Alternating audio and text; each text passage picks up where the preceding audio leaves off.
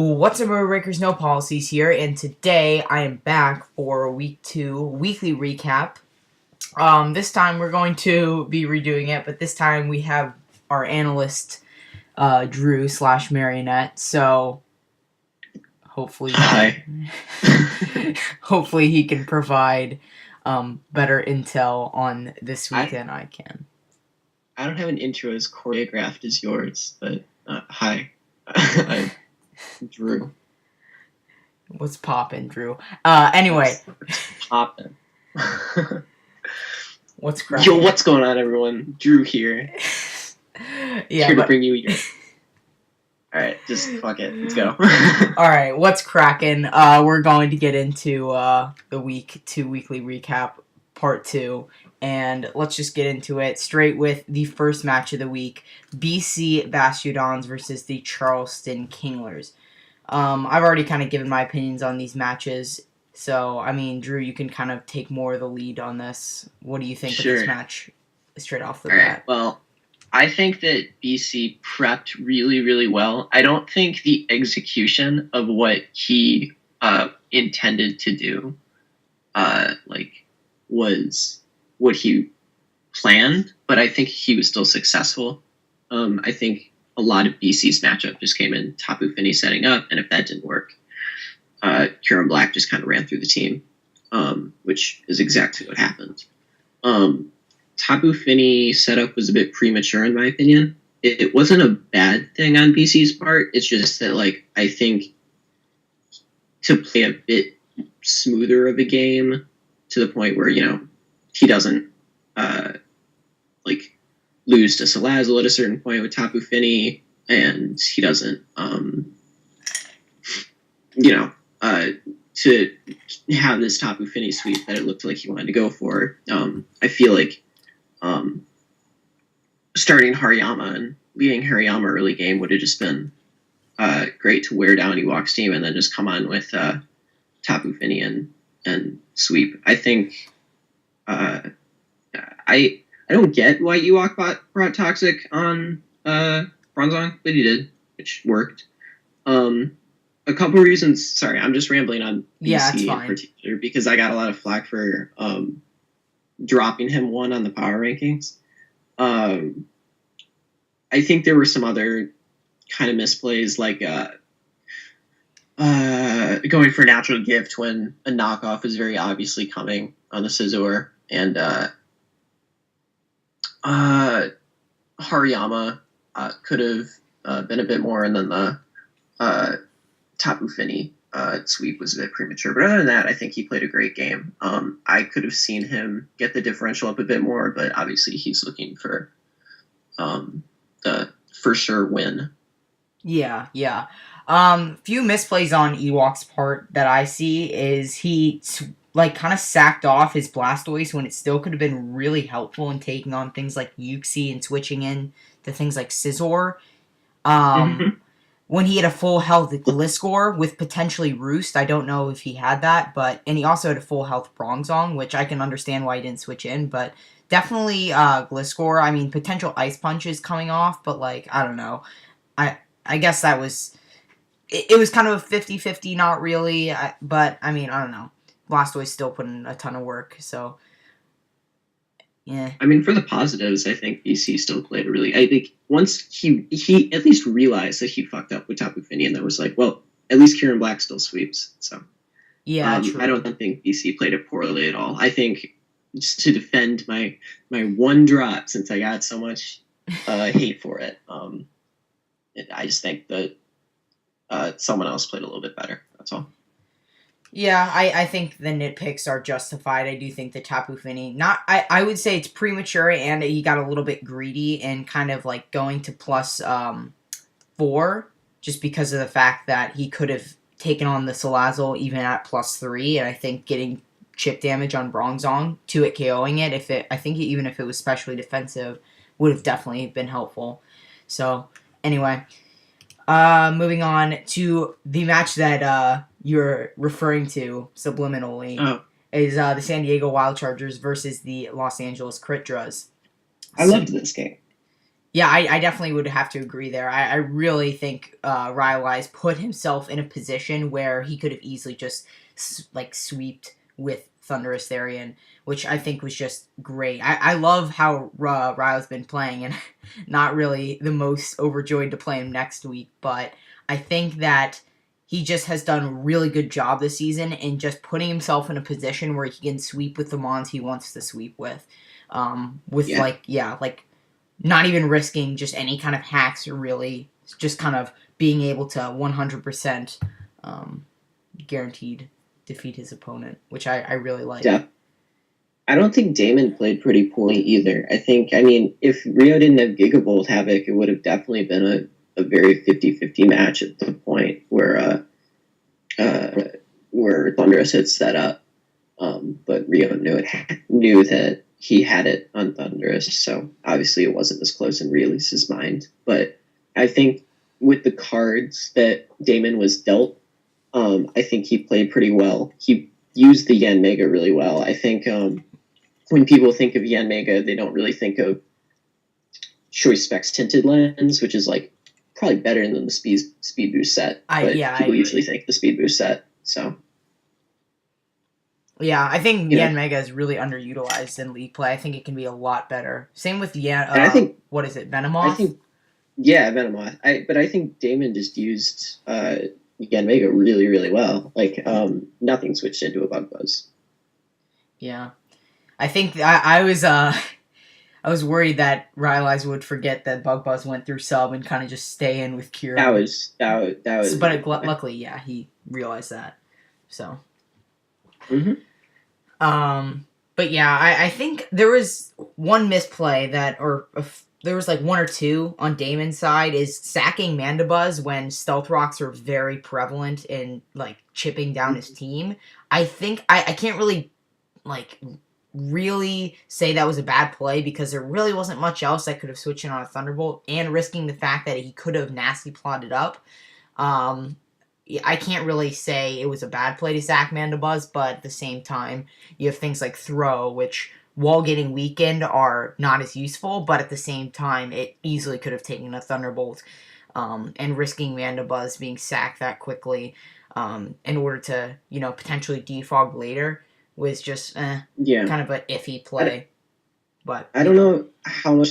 I agree that it was very unfortunate for Damon. I don't really know how much of a misplay it was on his part. As you said, he didn't really have any other choice, risking a nasty plot or something like that. But I think it was very good of Release to put to know he was putting him in that position to the point where either he loses his hazard clear or he has to switch out, takes more damage, rocks are still up, and you just play that game again. Yeah. So, I mean, not really a misplay, just kind of like a play that didn't really work out in his favor. So, moving on, Vancouver Goldust versus the Calgary Hydro Cannons, probably the most surprising match of the week, I would say, just because we have the team that was number 20 last season and then the champion of last season's finals. So it's kind of just an interesting match, and the fact that Jotun was able to beat him with a significant differential just goes to show how you shouldn't underestimate really anyone in this league, because really anyone can pull out a W despite their previous records. Yeah, I think pretty well. I do think Opta played a bit better, but I don't think that means anything when you have hacks going just slightly one way. Then it doesn't really matter who's playing better. I think it was actually pretty even up until the Ancient Power miss. I don't think Abda had any choice but to put himself in that position by going into Volcanion on the Will-O-Wisp. He knew that if the Ancient Power got the boost, then he lost, and he was willing to make that risk because he didn't really have any other choice. So he did. Yeah. There's nothing he can do about it. Yeah, I think he played well. I just think he was kind of underprepared for Moltres, really, just because, you look at his team, he really has no resist for both of its stabs, and combined with the Ancient Power coverage that it has, even Volcanion can't take a hit from it, because you switch into a Fire Blast, and then you just take an Ancient Power. Only doing 24%, but that 24% starts to stack up over time. And with rocks on the field as well, it's really kind of, and no hazard clearing either is just something that I feel like Abda's prep kind of shines through. I feel like Jatan kind of had team matchup here just a little bit. I agree. I think he had very strong matchup, and I was actually almost going to vote Jatoon on the pick'em crew, and I'm kind of mad I did not. But looking at the matchup, Jatoon definitely was ahead, and I think Abda played how he needed to counter that matchup. But he got in a position where he had to sack all of his specially defensive mons like Assault Vest, Volcanion, Kecleon, stuff like that, to some of Jatoon's other threats where he's putting himself in that position for that possible 10%. Yeah. So, I mean, other than this, he really didn't have many other switch-ins to Moltres anyway. Like, you have mons like Decidueye, things like that, don't really match up well with it anyway. So, I think for the fact that he really couldn't break through that Moltres, I think maybe Rocks could have been nice, but I think he probably had, did he have that on Kecleon, or I don't even know. He could have, but yeah, he didn't show it if he did. So, I mean, maybe Rocks could have been helpful, but I don't know if there was really many opportunities to do that. Just because just shows not to underestimate some lower tier, even C tier picks as independent threats on their own. Yeah, Moltres is a god tier mon. That thing is just like, it has a speed tier that's really like kind of iffy, but then you just add a choice scarf where you add like specs. It's kind of a weird speed tier too, because you don't know if it's going to be. I think Jatoon was pretty smart running Will-O-Wisp on it too. A lot of people jumped to just going for offensive Moltres. Yeah, I mean, even Moltres can be run like with. It's kind of like a lot of other flying types that can just run like. They have like 3 coverage moves, and then they have like tech like Roost, maybe Tailwind even, or like Will-O-Wisp in Moltres' case. So I think it's kind of just, kind of cool and a little bit diverse. You don't really know what's gonna come from even really any flying type that you see like that. Just have kind of not too many things to work with, so they kind of just added like a support move to help them out. But for sure. I don't think Abda's in a sort of bad position, though. I think his past 2 games have not been in his favor, but I don't think much of it can be attributed to his in-game play. Yeah, I think he played fine. He just it's kind of unfortunate. I can see a pretty big, strong bounce back in the coming weeks. So yeah, it's pretty early. So really, any of the teams that are like 1-1, 0-2 could bounce back to become like undefeated after this week, so especially when they're Abda. So yeah, so like he went like 10-2 last season, I think. He went 10-2 last season. Yeah, so it's just like, well, maybe he could just get 10 wins and just win. But anyway, next up match we have is the Westworld Whalelords versus the Memphis Mamoswines. Yeah. First off, I just want to get off the bat. I think I'm actually really impressed that James was able to deal with that Calm Mind Sableye. I really thought he was just going to lose 6-0 at that point, but he was just able to put him in a point where a little bit of a high roll, low roll kind of scenario was able to, take it out with Nihiligo. But I kind of got to disagree with you there. I don't think a lot of that can be attributed to James playing around the Sableye well. I think when a Sableye on turn 1 and your Pokemon are healthy and everything is great on your team and already lose, that's a sign of really poor team building for a team that has a Mega Sableye. And the Mega Sableye's most common set, Ant ran, and he had nothing for it. And I think that's kind of problematic on his side. And yeah, like Sableye went down, but in the end, it just was because of some unfortunate rolls. Granted, Ant should have. Yeah, I agree with you there. I think that the team building was definitely a little bit flawed in dealing with Mega Sableye, because you have. I mean, he didn't really have too many answers for it anyway on his team, but would have been.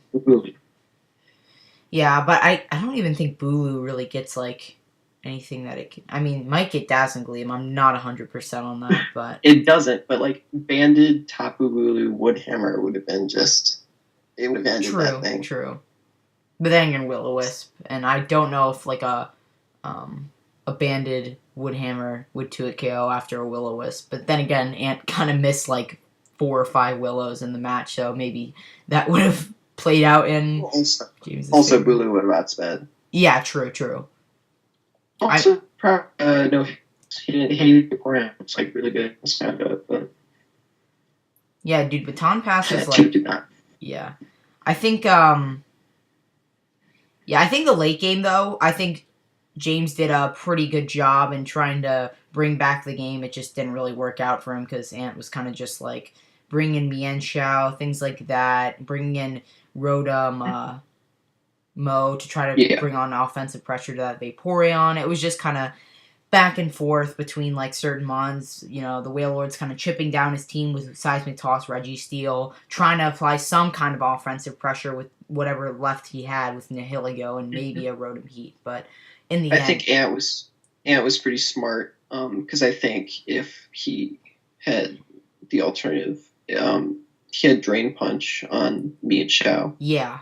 Over High Jump Kick, and if he had High Jump Kicked instead of Drain Punch the Registeel, I think James would have actually had it because it was me and Shao who chipped down the Registeel and allowed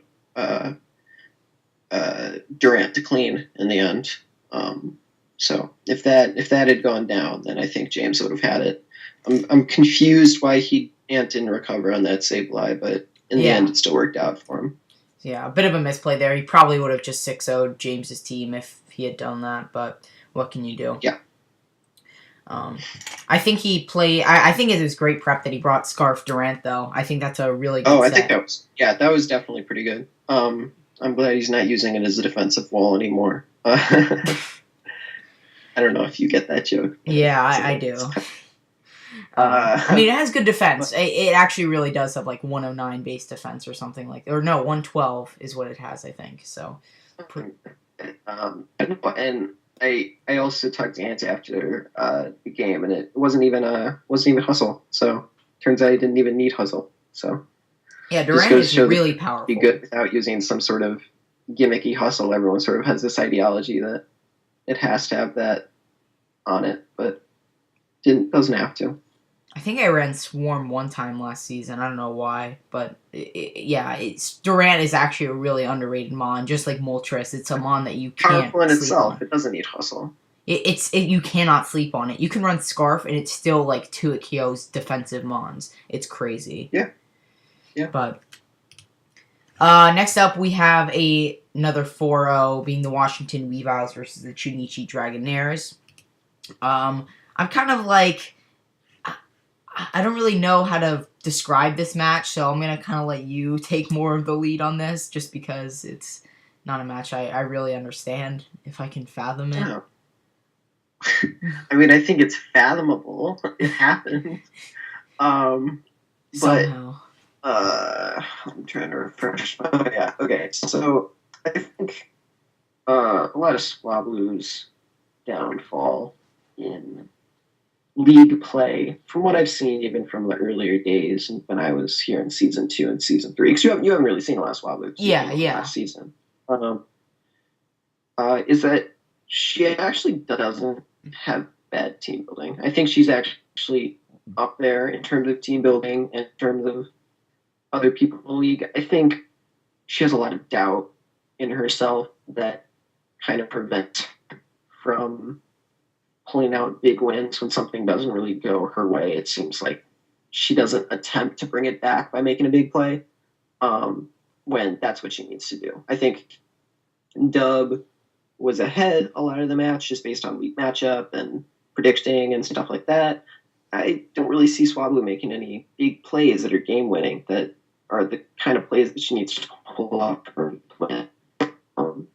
And that's the issue with when you come back to a league this such high caliber, everyone's doing that. And she needs to start stepping up and making those predictions, because when you don't, you put yourself in a position where you're behind. And when you're behind, then you lose. You can't bounce back without making any big plays. So, kind of plays I saw that were kind of strange is going into Keldeo on a +2 Dusclops. and going Yeah. for HP Ghost, or I think That's HP kinda- Dark. I don't even know. I think No, it was just HP Electric, and I mean that. Like I said, that was good prep, but no, I think it was I HP remember Dark or looking something. at- Because it was because it wasn't super effective. I think it was super effective on the Dust Noir. I might have I seen think it was because what I saw in the chat was it was like, why'd you like? I think someone was like, why'd you sign out Keldeo? And she was like, well, I didn't need it, and I'm like, well,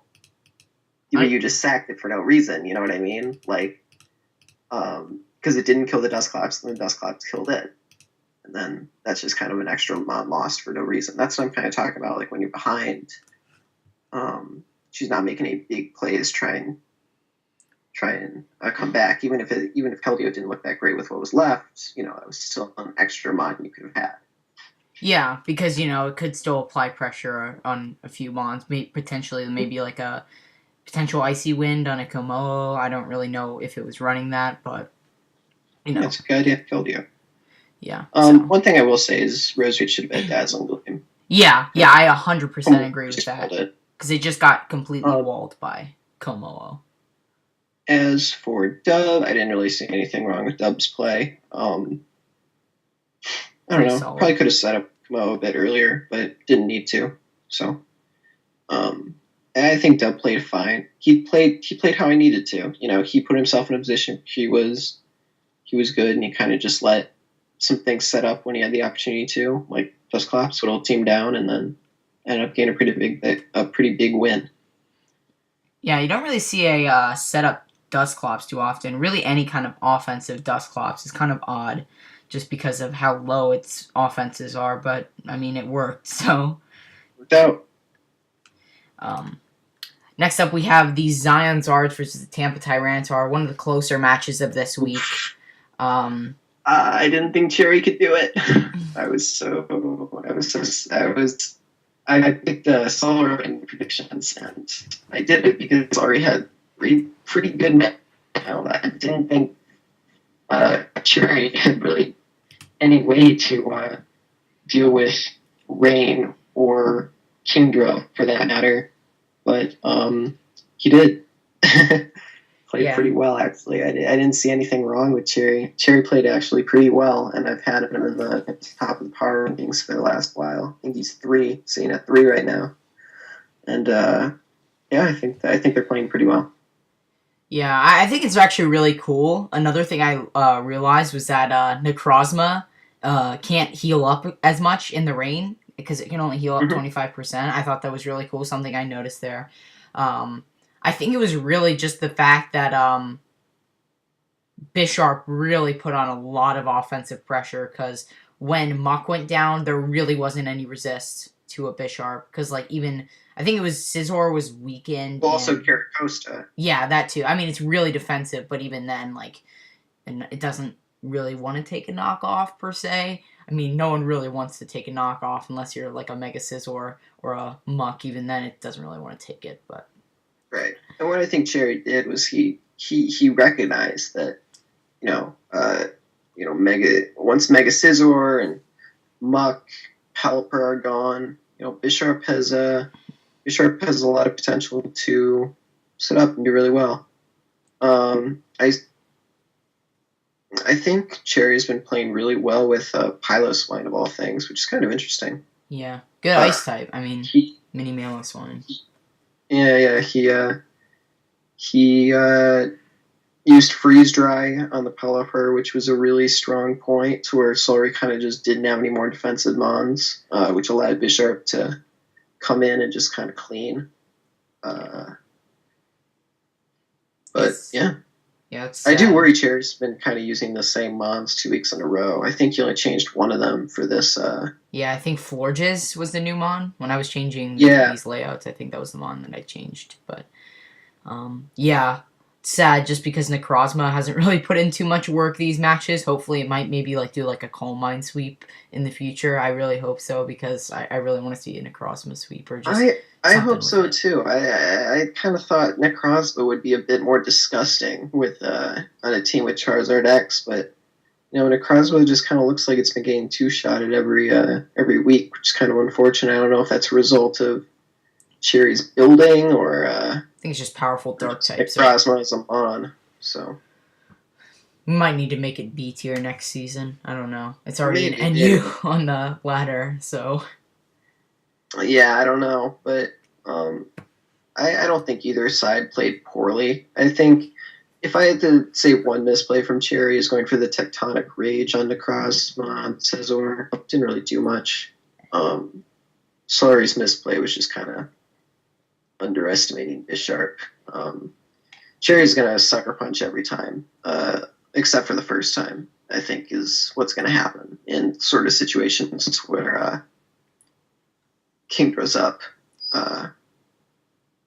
Yeah, there's in really situations no where Bisharp comes, you know what I'm talking. Yeah, because like then you're trying to make mind games. Right. You got to make the play and knock off to weaken it first, which Cherry did, and then put it in a range where you just sucker punch. Go for sucker punch every time, because there's no reason not to sucker punch after that once you're in range. Another misplay from Cherry, I'd say, is Koffagrigus against Muck.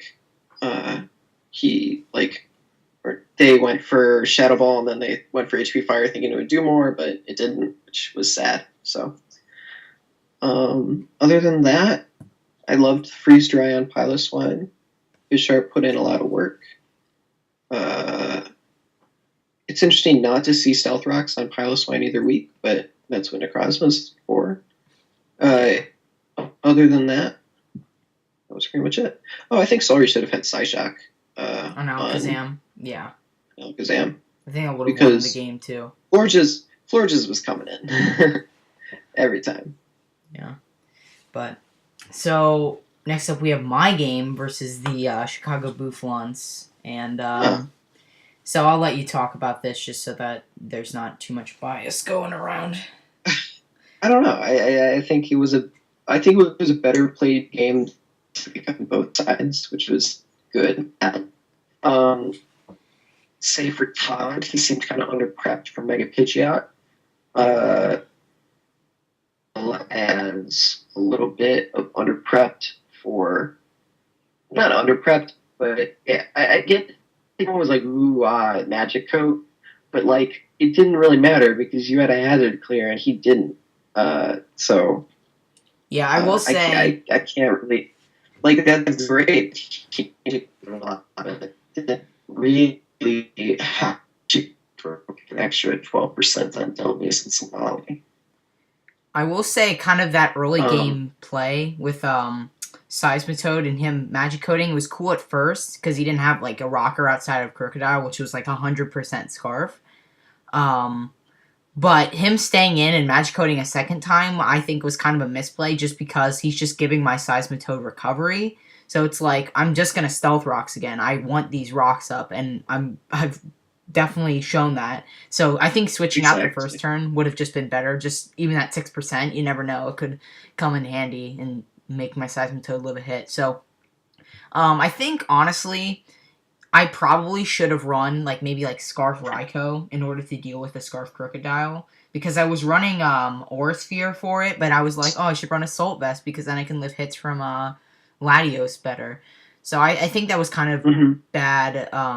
I just think I was really putting myself in a situation to get swept by Scarf Crocodile. I think me myself need to do better in the sense that I should assess every threat and try my best to prep for as many as possible, or the most lethal. For sure. I think you played pretty well, though, in general. You put a lot of pressure on Todd with Pidgeot, which is what you needed to do. But in the end, Scarf Crocodile was too big of a threat, and then it was just like, well, it came down to a Stone Edge, though. So when you get a game to come down to that, it's either a good game, which it was, or it's a game that's like the a match we're gonna come up later. Yeah, I guess so. But it ended up being a good game, well played on both sides, which no one really expected. I think the Flare, Todd said the positives, well, the Flareon set was actually pretty effective and pretty cool. Body Slam was interesting. Kind of fun. I think what was that for? I'm pretty sure that was just either to paralyze. I think it was just to get the paralyzed chance and for something to maybe sort of kind of hit Seismitoad.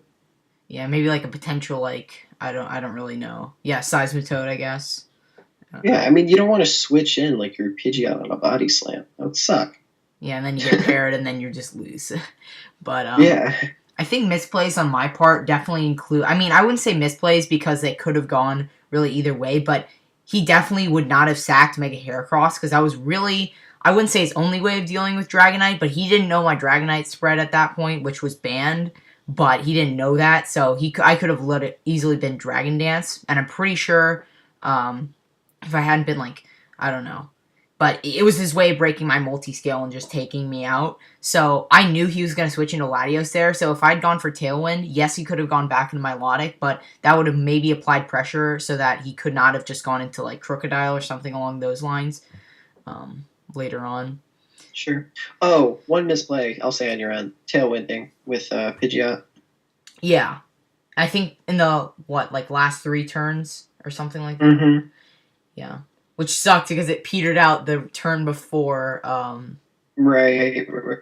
But, I should have known that. And I also will say switching in on a Ice Beam from Milotic was kind of a bad play because I could have taken it out and maybe potentially, taken a Stone Edge from the Crocodile. So I think switching in on Delmies with that was just not a good play. But, It's alright. It's fine. But I think I talked about it enough in my my battle video, so I'll just move on. Speaking of the battle I was again referring to is the NJ Flabebe versus the Los Angeles Restrooms. Oh no. Yeah. I got really sad. I was like, oh, this is a really good game. And then the end turned. For those of you who don't know, Nav had a really bad. I remember hearing about it, and I was like, and I looked at it, and I'm like, oh yeah, I thought it's nothing for Dragon Dance Gyarados, and not much for Absol at all. And, kind of worse enough, like, oldie and hoping Ton pass that setup or something like that. Healing Wish to get Manectric. A Pyro was pretty good, but I mean, Neff played really well for the cards he was dealt, and I was like, oh my god, Neff's gonna actually pull through, like, I'm proud of this guy. And then Jarrett, really smart being on Zygarde, because if not, he will lost. Yeah. But, Jarrett didn't even say, I'm not gonna win crit, and he does it. He gets the crit on Tyranitar, which is very sad, very unfortunate, but all the controversy resolved last week. It's the game we play, so is what it is. It's just kind of unfortunate for Neff. I think he has some pretty rough matchups ahead. It would kind of suck to go on a losing streak from here. But I think he did play very well with the cards he was dealt. Actually, more than well. I was actually pretty impressed by what happened. Yeah, I think he played phenomenally. He had the momentum the entire game, and then the Reshiram's were kind of just getting their predictions wrong with Arcanine, trying to go for Bulldoze, predicting an incoming. Yeah. So it's just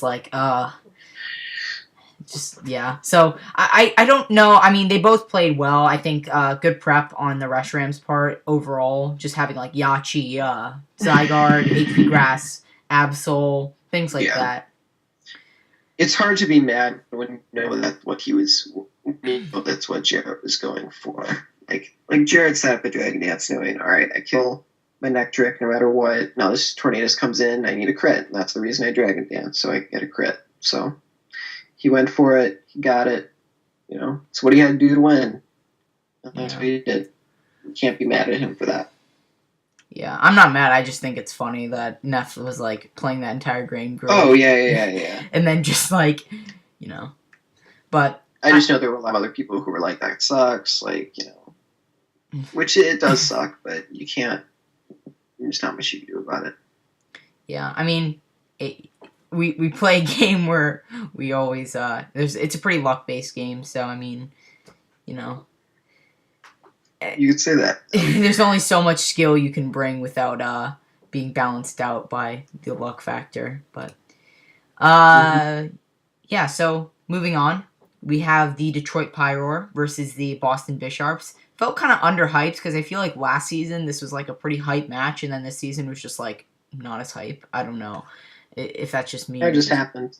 Yeah, but the two owners of the league and two of the most longest lasting members, I think, both been here since season 1. Of course, Boston Bisharps pulled out with a 2-0, definitely coming back from that Kind of bullshit loss. Yeah, I mean, yeah. So it was a bullshit loss. Just don't run zoom lens Tyranitar. I think they were super underprepped for Meloetta and Assault Vest Wishy-Washy. Something had to die for Wishy-Washy to die, and that kind of already screwed up Pyro because, especially since the Mon they sacked was Mega Glalie, and Mega Glalie was kind of the only thing that offensively could take out that Meloetta, which resorted to Infernape just going for constant U-turns to whittle down the Meloetta, but Akeem still had stuff like Victini and Terrakion to just clean. I think Zeus played well though, and kind of lowering that differential and kind of playing the best she could. I think the early game was pretty poor. I think the end game was very, very strong to at least bring down the differential.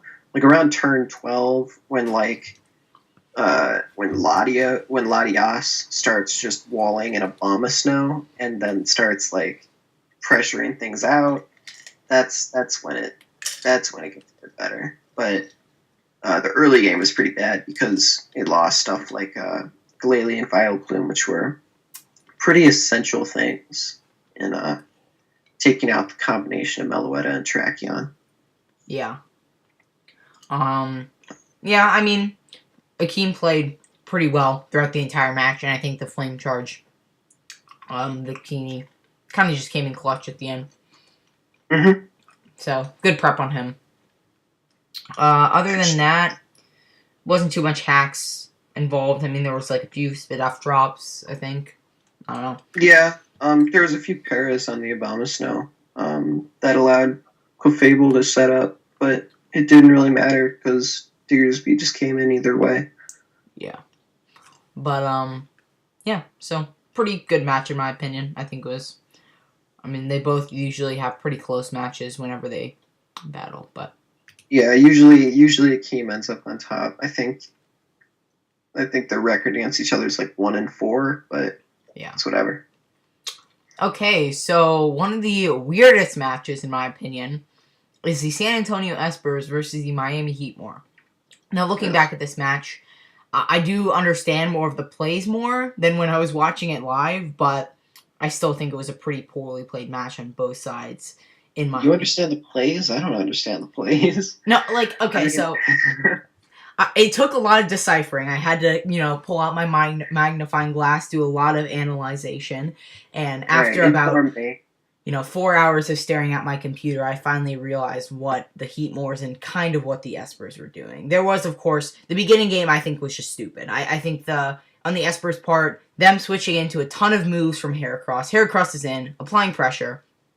But you don't switch out into multiple different Mons, trying to find which Mon kind of matches up, trying to get some sort of momentum, but he just couldn't do it. The Heat more just I don't know if it was a prediction, because, like, I look at chat. So when I don't know the answers, I look in chat, and Colin's like, I don't want to take any unnecessary damage. I'm like, that's exactly what you're doing. And, like, yeah, it's like, I don't want to waste any Mons. I'm like, you're wasting, like, all of your Mons, because now Magneton's down to 1%.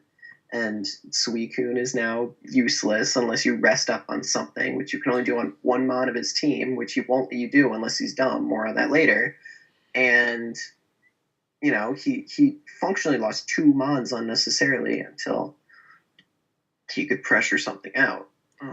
Yeah. I didn't get what was going on there, but the end game was even weirder because Inverse just did the exact same thing against Mega Sharpedo and just constantly switched things out, and I was like, what are you doing?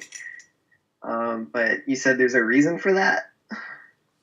Yeah, he was trying, because he couldn't break through. I think it was after Electivire went down. he just couldn't apply any pressure on the Chansey, Suicune, and Sharpedo core. So he's trying to potentially make a switch and try to catch that Chansey on a switch to potentially get it with Landorus. Because Landorus was, like, literally his only answer to Chansey. Because, yes, there was Sneasel. But then Sneasel just... That's great and all, but yeah. Colin didn't have any reason to switch out, you know? There wasn't any reason to switch out because, you know, even if Sharpedo died to something, just comes in with either Suicune or Chansey and wins. But he didn't. Yeah, I think it was a misplay. 100%. I just think... even more... Yeah.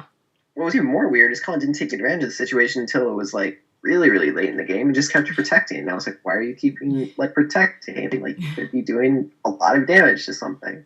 But like you said, yeah, he was, I guess, put in a position like that when Electivire went down, which is why I don't get why he sacked Electivire. Yeah, I think that was an awful play, just because you sack Electivire, where's your answer to Suicune now? Because now Suicune just... where's your Pokemon answers all three of the Pokemon that are left? I don't know. Yeah, he just Colin should have had Waterfall. Sharpedo. Sharpedo would have just won if he had Waterfall. But yeah, because like Ice Fang is good, you know, in dealing with Landorus. It probably did more than Waterfall, but like overall, Waterfall is just the better move to have in general. It would have done slightly more. Like Waterfall. I mean, Landorus isn't like a bulky thing. Yeah. Waterfall would have been fine. I think it both would have killed. So. Oh yeah. Maybe hitting like a Druddigon on a switch. I don't know. Druddigon wasn't gonna stay alive that long. Yeah, it's not really a mon that's supposed to be long. But yeah, it was a weird game. I moved Colin up in the rankings because he won, and like he took advantage of Inverse's misplays, and you saw that Inverse was doing. Once Inverse was like messing up, he saw that, and he was like, "All right, well, I was gonna lose, but no, I'll just take advantage of all this and win. Good on him for that." But yeah, I think when you're put in that position like that, you know, it's good he took advantage of it, but it's not good that he kind of did the same thing himself in the beginning. Yeah, sacking Electivire, I still think that was a pretty bad play, just considering the fact that Electivire gets cross-chop, so it could have dealt with Chansey as well. Just that, it didn't really make much sense to me, just because I don't know what set it was. You might know. I think I have no idea. It could have been maybe Scarf, and that could have helped against Sharpedo, maybe. If it was Scarf, actually. It was Scarf. Okay, so yeah, that would have helped against Sharpedo. It outsaid something. Maybe like a Scarf Magnetone? Yeah, it outsaid Scarf Magneton, that's what it was. Yeah.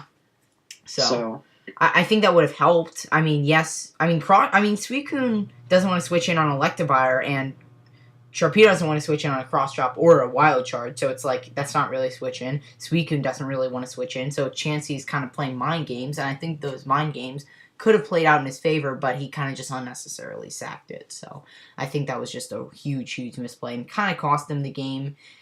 I mean, I think the fact that he just couldn't break through that Chansey and Suicune wall just kind of, yeah, just all of his answers to Chansey and Suicune were gone at that point. So kind of a weird game. I don't really think it was well played. No, I don't think either side played it well, but I think Colin played well once he realized that Spurs wasn't playing well. But yeah, so finally we have all the records of standings. Yeah, the standings or rankings of every single person in every single division. Literally, I don't think the standings for any division right now are final representative of anything that we'll see. Like, sometimes, actually usually in these situations, like the teams that are like 2-0 are pretty, like, I think last season, like, you know, Abu was 2-0 and Rio was 2-0 and I was 2-0.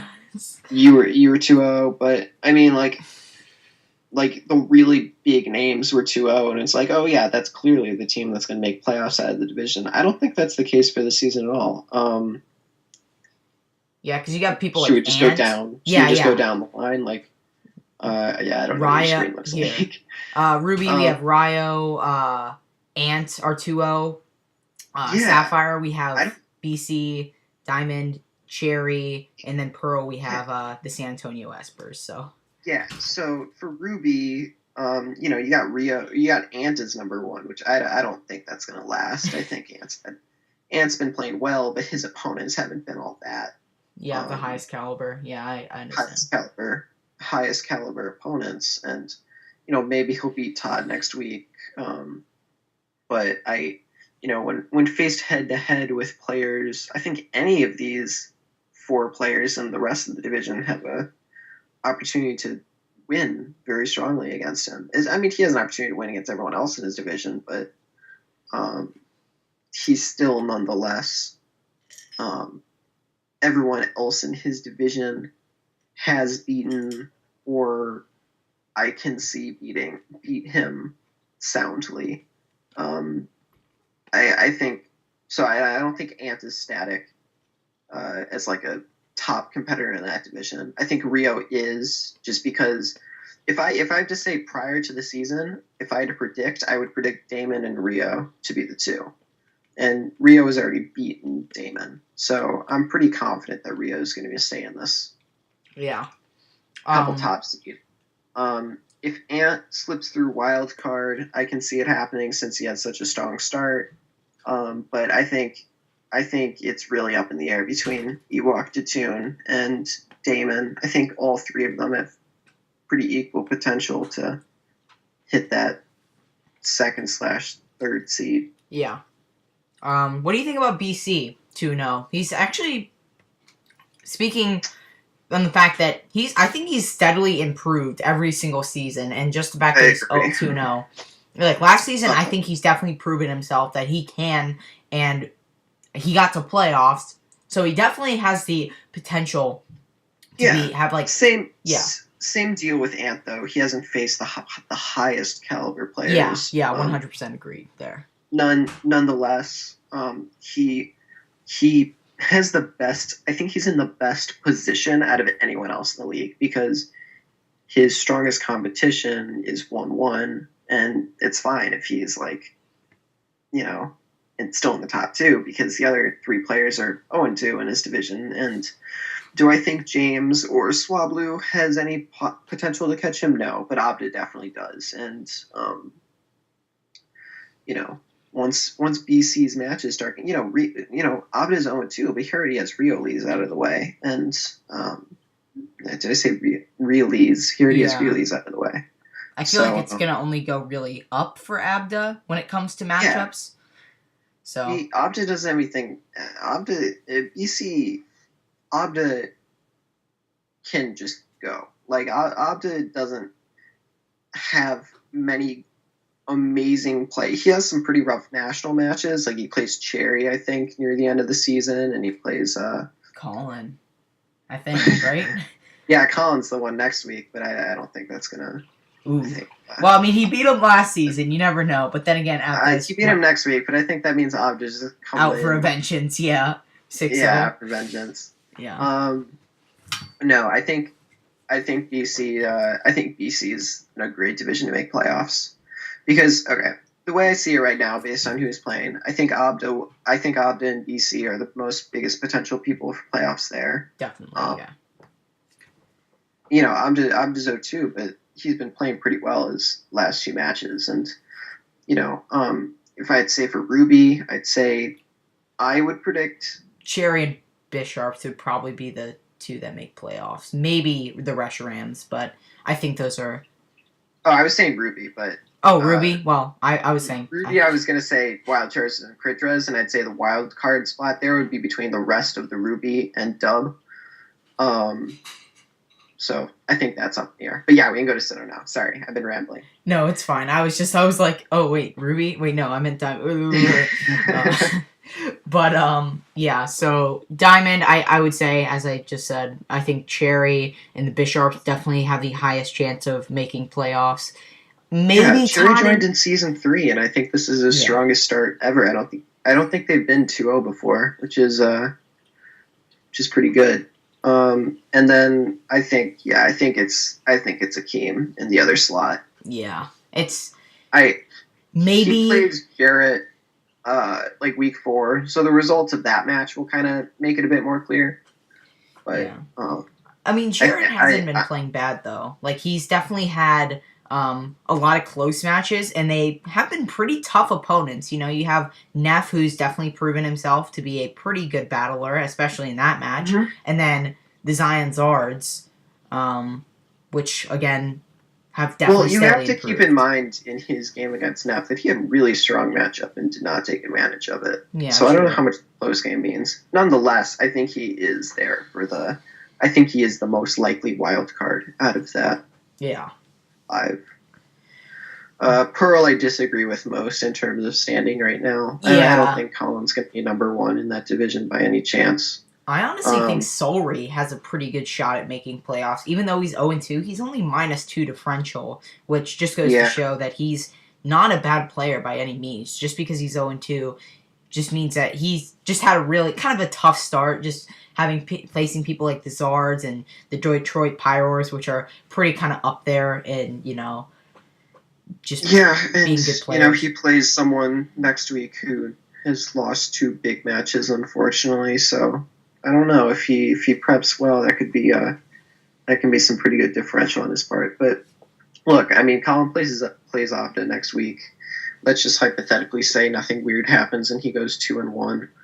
You know, that leaves room for inverse Neff and the Pyros to get totally just to get ahead of him because he's only +4 and Neff is 1-1 +5. Like Neff can take that back easily. Yeah, just maybe like even like a 2-0. Like not even really, because he's still ahead of him in differential. You just get a 1-0 and he'll still be in the like top. Unless, you know, the Espers win. Which if the Espers win, then I will drink. Like I will drink my own urine. Like I'll give my praise to Colin, but I would drink my own urine. I'll praise him on camera. Like I don't know what you want from me, but I will drink my own urine on camera if Colin wins that match. Quote me on that. If Colin wins, I will drink my own urine on camera. That's a pretty strong statement. I won't show my face, but I will drink it on camera, and I will. That's really gross. I don't want that. But going on a more serious note, I think. I would say maybe the Pyro and who do you think? Who do you think will be the 2 that make playoffs in this division? Pyro and Flabebe. Yeah, I think that's pretty good. Maybe the Heatmore or the Tampa Tyranitar as the wild card slot. I don't think Heatmore as well. I think last week kind of showed. Choke under pressure, you know. Showed not only choke under pressure, but you know, Colin isn't like the best player there is here, you know. And if he's playing like that versus some of his easier wins, then you know it's not gonna look like he's gonna go positive. Yeah, it doesn't look like it's going up for the Heatmore. I mean, maybe he'll win against BC. That'll be cool. But I mean, yeah, he has a lot of tough matchups too. He's faced like Akeem still, the Zards, the Detroit Pyro. You know, he's just not. Doesn't look really. Yeah, I can see him going like 6-6. I can't see him going like 8-5, or 8-4, 7-5. Yeah. So yeah, just what do you think right now? Who do you think is most likely to win the season overall? Are you fucking kidding me? It's week 2. I don't know. No, I know. And just it's a horrible time to say, but I guess yeah. I put him as number 1 in the power rankings, so I guess that means Rio, because I don't think he's made any misplays at all this season. So, you know, I think it also proves that Differential is not a first teller in how someone's doing, because he won 1-0 last week and 3-0 this week, but I think he played better than Ant, who's +8. I think he's played better than BC, debatably, who's playing. We'll just have to see. He hasn't done anything wrong. So, granted, too, he's playing on his goddamn phone from South Africa. No, South America. Yeah, that guy's a legend. I heard he actually like writes down his teams on a notebook, which is crazy to me. Oh yeah, dude, this guy's a legend. And he's still the top player in the league. That's what's crazy. He does. He's probably Yeah. like 1 day a week. He probably has the time to do this, and he does it, and he wins. So it's like it's crazy to me. Yeah. But yeah. So that's going to be the weekly recap. I think this was definitely much. Who do you think's gonna win? You can't ask me this question and then. Who do I think is gonna you win? I think Colin definitely has. No, I'm just kidding. In all seriousness, yeah, I think it's probably Ryo.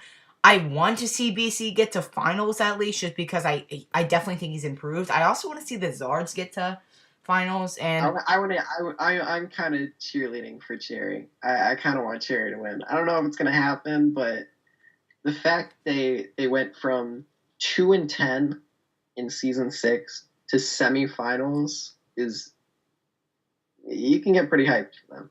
I think they were like new to Pokemon at too in like season 3 or whenever season they came in. Oh, like, yeah, they yeah. played for a week and then Like, they just They joined. literally had like never played Pokemon before, joined season 3, like went 4-8, and it was like sad, and then it continued, like the strong negative records, and all of a sudden, bam, big glow up. I think Gen Again, 7. Season 5. Gen 7, yeah. It just goes to show you, Gen 7 can change who you are as a player.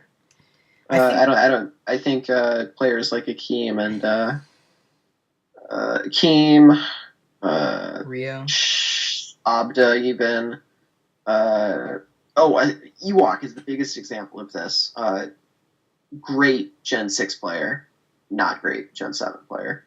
Ewok, debatably, in non-draft format, was the best player in Season 6. Yeah. And I like, you weren't here for Season 6. Yeah, but I watched it. No. And now he's not that great because he's Z moves, it's new Pokemon, he's not all into it. And that just shows you how much you can change someone. Yeah. For the better or for the worse. Like, Neff went 1-11 at some point. Well, debatably to hacks too, but you know. Yeah, but I'm saying, like, you know. BC too is another example of a player that. BC too, but I think BC had just been steadily improving, like, every season, no matter what. Yeah, just kind of like a time, a factor of just being like older and gaining experience, I guess. So, yeah. Sure.